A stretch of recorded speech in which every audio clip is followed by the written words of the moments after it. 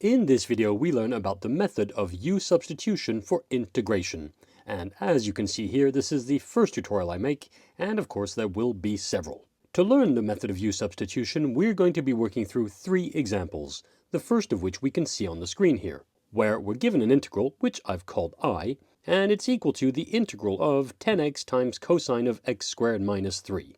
And the first and very important thing I'd like to draw your attention towards here is the fact that here we're trying to integrate a product of two functions. Indeed, we have 10x, which is one function, multiplying cosine of x squared minus 3, which is a second function. And let me quickly say that, unfortunately for us, when it comes to integration, there's no product rule for integration. Indeed, there are only some special cases that we can do analytically, meaning by hand, by using one of two methods. The first being the method of substitution, which is what we're learning here. The second being the method of integration by parts, which I deal with in a separate tutorial. That being said, back to U-substitution. A key thing to realize here is that one of the two functions in this product is a composite function. Indeed, hopefully you'll agree that cosine of x squared minus 3 is definitely a composite function.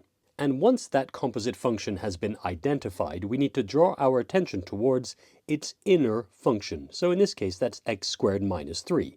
And quite typically, we'll use this inner function, x squared minus 3, to define a new variable which we'll go ahead and call u, which is where this method gets its name from, U-substitution.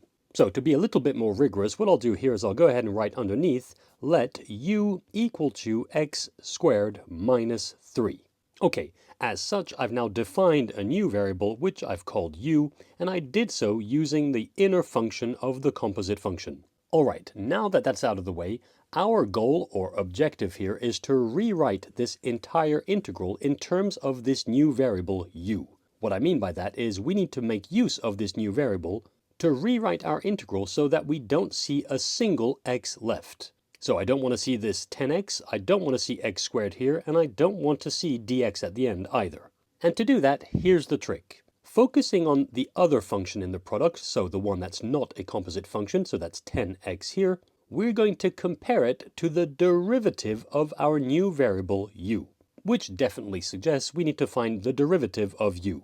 Okay, so let's do that underneath here. If u is equal to x squared minus 3, du dx, well, that's just equal to 2x. And now comparing the 10x, so that's the function which isn't a composite function, to the derivative 2x, hopefully you'll appreciate that 10x is just 5 times 2x. And since 2x is equal to du dx, I'm sure you'll agree that 10x is therefore equal to 5 times du dx, or simply 5 du dx.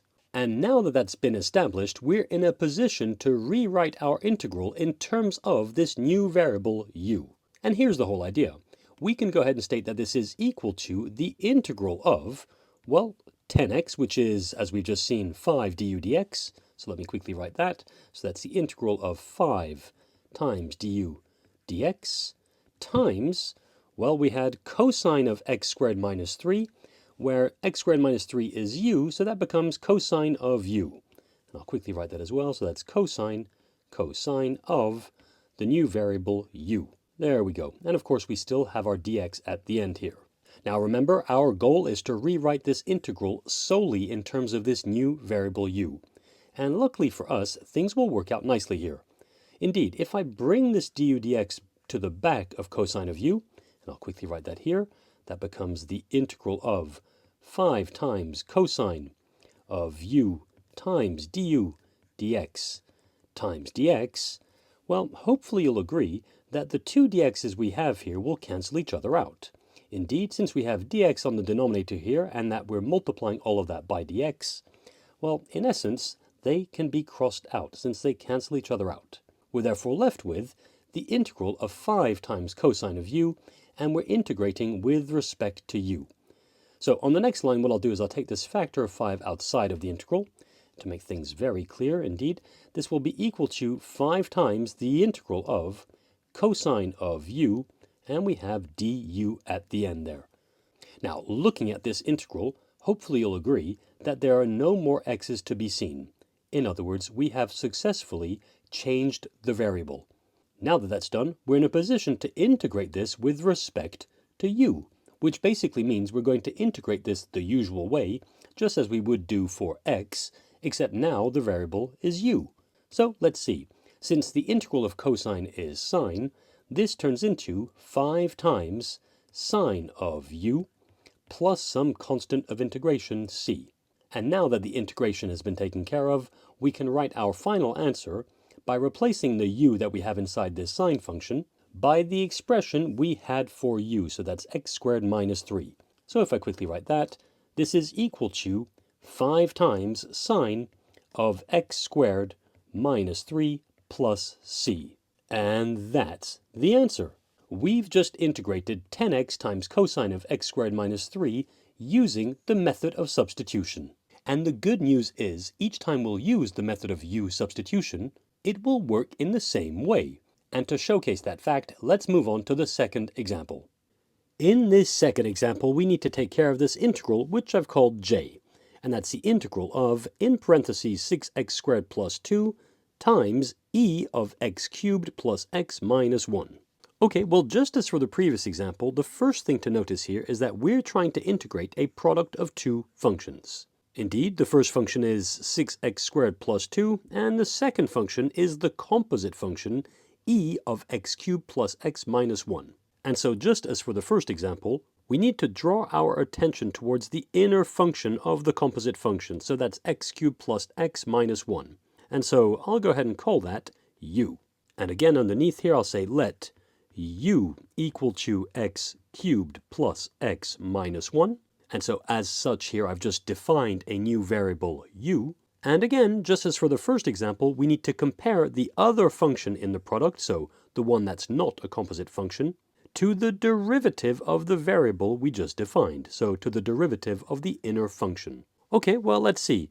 Since u is equal to x cubed plus x minus 1, its derivative, du dx, well, that will equal to 3x squared plus 1. Now comparing this result, 3x squared plus 1 to 6x squared plus 2, hopefully you'll appreciate that 6x squared plus 2 is just 2 times 3x squared plus 1. In other words, 6x squared plus 2 is 2 times du dx. And in fact, I'll make a note of that here. That's equal to 2 times du dx. And so with that in mind, we're now in a position to rewrite this integral j in terms of this new variable u. Indeed, we can go ahead and state that this is equal to the integral of, well, 6x squared plus 2, so that's 2 du dx. So I'll quickly write that. That's 2 du dx times e of x cubed plus x minus 1. So that's just e of u. That's e of u. There we go. And of course, we still have our dx at the end here.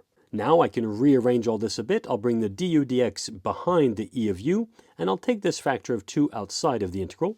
And so I'll quickly do that here. This becomes 2 times the integral of e of u times du dx times dx. And now canceling out these two dx's we have, so I'll quickly cross those out. There we go, canceling those out. This integral simply becomes 2 times the integral of e of u with our du at the end here. And looking at this, hopefully it's clear, we've successfully changed the variable from x to u.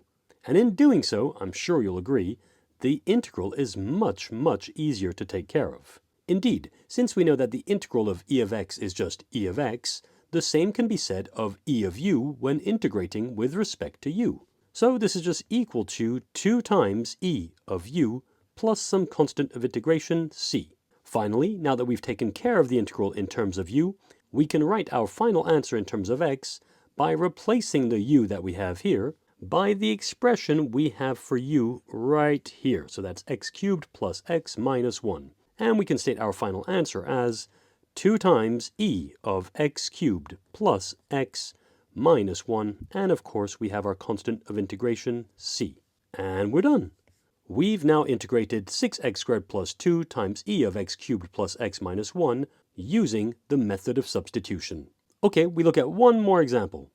In this third example, we take care of the integral which I've called k, which is the integral of, in parentheses, 3x plus 1, and that's raised to the power of 5. Okay, well, as I said, the method of U-substitution is a method we learn to integrate a product of two functions, one of which is a composite function. And looking at what we have here, well, We can definitely see that we're dealing with a composite function. Indeed, 3x plus 1 in parentheses raised to the power of 5 is definitely a composite function. But what about the other function? Well, in this case, the trick is to think of the other function as just being 1. In other words, this is 1 times, in parentheses, 3x plus 1 raised to the power of 5. And in fact, I'll start by writing that. This is the same thing as the integral of 1 times, in parentheses, 3x plus 1, and that's raised to the power of 5. Okay, now, although I haven't changed much, hopefully you can appreciate that we can think of this as a product of two functions. And so, just as we did for the previous two examples, the trick now is to focus on the inner function of the composite function, so that's 3x plus 1, and we'll make that our new variable, which we'll call u. And so underneath here, I'll say let u equal to 3x plus 1, and while we're at it, let's quickly find the derivative of u. And so if u equals to 3x plus 1, I'm sure you have no trouble in telling me that its derivative, du dx, is just equal to 3. Next, just as we did for the previous two examples, the idea is to compare the other function in the product, so in this case that's just 1, to the derivative of u. So we're comparing it to 3. And I'm sure you can appreciate that 1 is just equal to 1/3 of 3. In other words, the 1 that we have here is 1/3 of du dx. And so I'll quickly make a note of that here. This 1 is just 1/3 of du dx.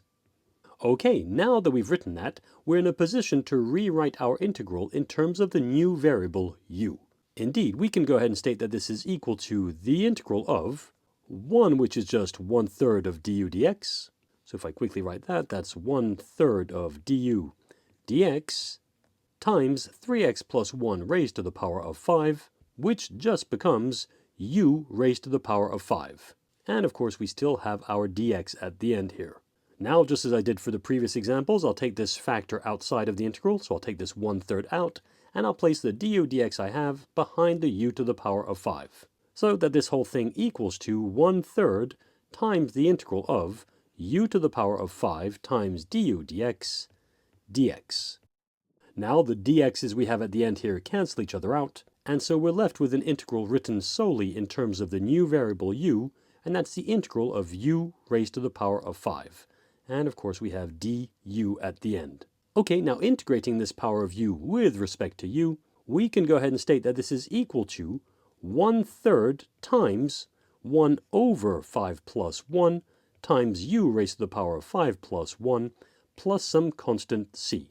And taking care of these fractions here, we have 1/3 times 1 over 5 plus 1, so that's 1/3 times 1 over 6, which is 1 over 18 times u raised to the power of 5 plus 1, so that's u raised to the power of 6 plus our constant c. Finally, replacing the u that we have here by the expression we have up here, so 3x plus 1, we can go ahead and state the final answer as 1 over 18 times, in parentheses, 3x plus 1 raised to the power of 6 plus some constant of integration, c. And we're done. We've now integrated 3x plus 1 in parentheses raised to the power of 5 using the method of U-Substitution. And that's it for this first tutorial on U-Substitution. In the next tutorial on U-Substitution, I work through a further 3 examples which involve rational functions, so do make sure to watch that as well. For now though, that's it for this tutorial.